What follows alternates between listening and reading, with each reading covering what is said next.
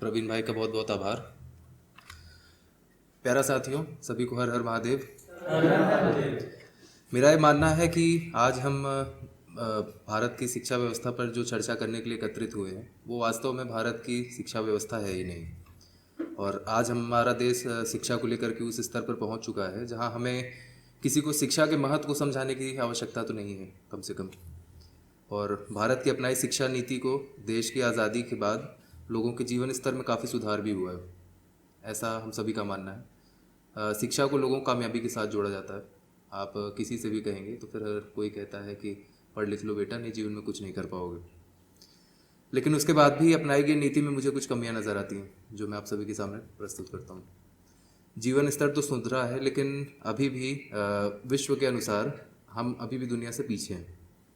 ऐसा मेरा मानना है कि जीवन स्तर सुधरा है भारत का शिक्षा व्यवस्था ले आने से, लेकिन अभी भी हम जितने अंग्रेजी देश हैं या फिर मुगलिया देश हैं उनसे हम अभी भी बहुत ज़्यादा पीछे हैं। हैप्पीनेस इंडेक्स में भारत 136 देशों में 126वें स्थान पर है। ये डेटा 2023 में निकाला गया है। और 2022 में 146 देशों में भारत का स्थान 136 पर था। फिनलैंड इस आंकड़े में लगातार 6 वर्षों से पहले स्थान पर आ रहा है। भूटान हमारा पड़ोसी देश इसमें 97वें स्थान पर है। भूटान की स्थिति हैप्पीनेस इंडेक्स में बहुत ज़्यादा अच्छी है। तो सवाल ये आता है कि अगर हम इतने ज़्यादा शिक्षित हैं तो हम इतना ज़्यादा दुखी क्यों हैं? हैप्पीनेस इंडेक्स में भारत बाकी सभी की तुलना में इतना पीछे क्यों है? इस पर हम गहन चर्चा करेंगे। और दूसरी बात ये कि हमारी शिक्षा व्यवस्था अंग्रेजी सीखने के प्रति ज़्यादा उबारू हो चुकी है और बहुत ज़्यादा समर्पित है। और वास्तव में कॉर्पोरेट जगत में एक कहावत भी है, जिसे अंग्रेज़ी नहीं आती है वो किसी काम का नहीं है। अगर आपको अंग्रेज़ी नहीं आती है तो फिर आप हमारे भी किसी काम के नहीं हैं, समाज के भी किसी काम के नहीं हैं। तो कहाँ तक इसका अर्थ निकालना सही है, अभी हमें खुद निर्धारित करना होगा। आज भारत कंप्यूटर सॉफ्टवेयर बनाने वाली दुनिया में कुछ गिने हुए अग्रणी देशों में से एक है। परमाणु विज्ञान एवं बैलिस्टिक मिसाइलों में भारत शीर्ष पर है। ये हमारे लिए गर्व की बात है। विज्ञान एवं प्रौद्योगिकी में भारत शीर्ष पर है। अंतरिक्ष विज्ञान में भारत मंगल और चांद पर परचम लहरा रहा है। ये हमारे लिए गर्व की बात है। खेल जगत में, कृषि में, मेडिकल साइंस में कोरोना काल में भारत को एक ऐसा योगदान दिया जो पूरे विश्व के लिए अविस्मरणीय है। आध्यात्म में हम पौराणिक काल से स्मृति चिन्ह समेटे हुए पूरे विश्व को ज्ञान प्रसार दे रहे हैं। कभी इस बात पर विचार किया है कि अगर विश्व में इतनी बड़ी योग्यताओं का धनी है भारत, तो इसके बाद भी सुपर पावर का दर्जा किसी और को क्यों दिया जाता है? विश्व में सबसे ज़्यादा प्रतिभावान अगर कोई व्यक्ति किसी देश के हैं तो वो भारत के हैं। अमेरिका जैसे देश में सबसे ज़्यादा अगर कोई कार्य करने वाले व्यक्ति हैं तो फिर वो भारतीय हैं। मजदूरों की बात नहीं कर रहे हैं, जो वास्तव में इस स्तर का कार्य करते हैं जो वहाँ पे और कोई नहीं कर सकता, चाहे वैज्ञानिक स्तर का हो, चाहे इंजीनियर का हो, या फिर कोई और हो। राजनीति में भी विश्व में भारत आज राजनीति में विश्व आज भारत में कई जगहों पर पहुंच चुका है। क्या ये किसी प्रकार के छल का हिस्सा तो नहीं है? क्या हम अभी भी मानसिक तौर पर किसी के गुलाम बनकर अभी भी अपनी प्रतिभा को किसी के स्वार्थ के लिए उपयोग में तो नहीं ले रहे हैं? इतना शिक्षित होना और प्रतिभावान होने के बाद भी भारत का जीवन स्तर विश्व में इतना नीचे क्यों है? और क्यों हम अंग्रेज़ों के जाने के बाद भी आज भी स्कूल में शर्ट पैंट और टाई पहन कर जाते हैं? क्या इसके बारे में सोचा है कभी आपने? हज़ारों वर्ष से भारत में बैटरी का आविष्कार हो चुका था और इसका वर्णन अगस्त्य संहिता नामक एक किताब जो भारत में बहुत प्रचलित है उसमें इसके बारे में वर्णन हुआ है। और ये तब से वर्णन हुआ है जब बिजली जैसी कोई चीज़, विश्व जानता ही नहीं था कि बिजली जैसी कोई चीज़ अस्तित्व में भी है। और अगस्त्य संहिता में इसे एक श्लोक के माध्यम से वर्णन किया गया है। ये श्लोक है, संशास्त्र मृणपात्रे ताम्रपत्र सुशोभितम छायदे दीक्षित खी ग्रे विड़य चाद्रिभ्यम काष्ठ पाशुभि दस्तालोभिष्टम निधिताव पारादाक्षित दिस्तत संयोगाश्यते यतते तेजो मैत्रतु संज्ञम।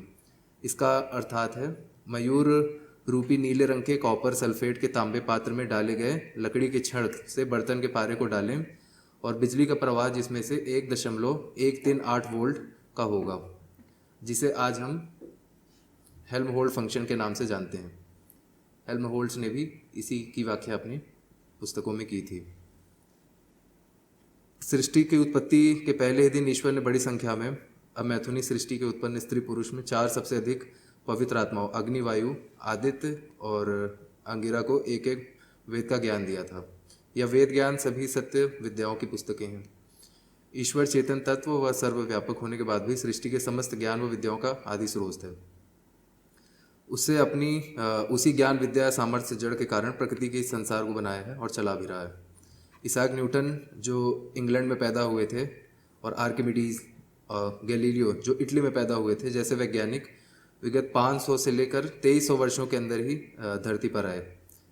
इससे पूर्व यूरोप सहित सारे विश्व विज्ञान से रहित मानव जीवन का अनुमान लगाया जाता था।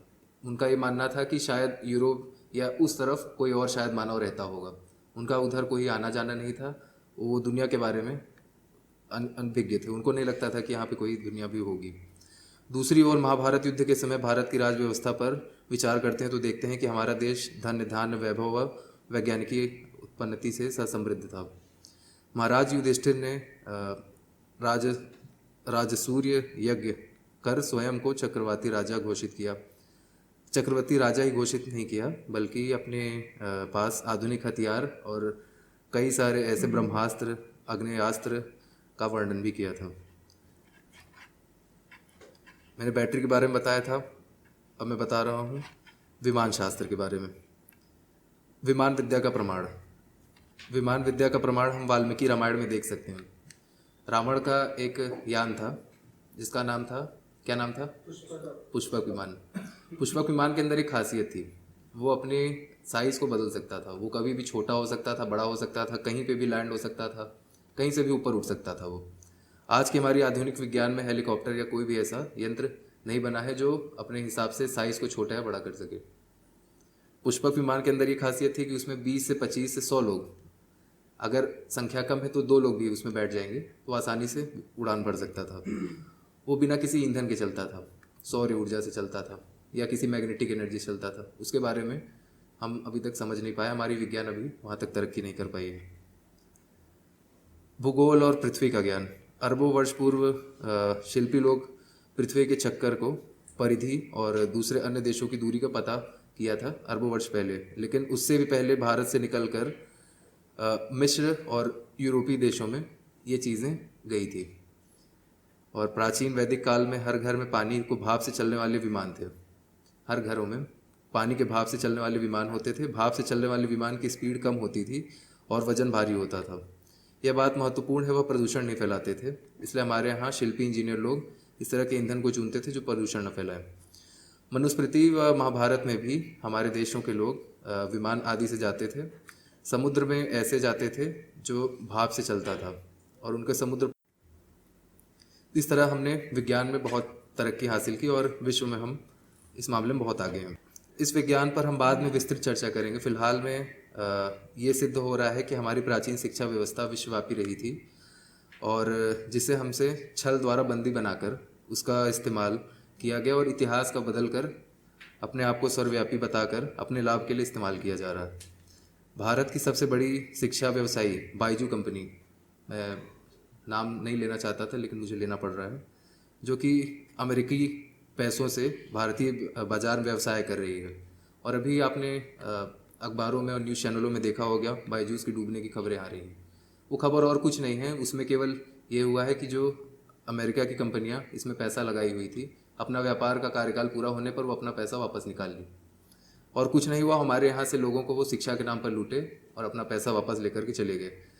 अभी तक अंग्रेज भारत में आकर के यहाँ पर बैठ करके तलवार के दम पे और हमारे मिलिट्री के दम पर हमको लूटते थे। अब वहाँ पे वो बैठ करके इंटरनेट के माध्यम से हमें लूट रहे हैं।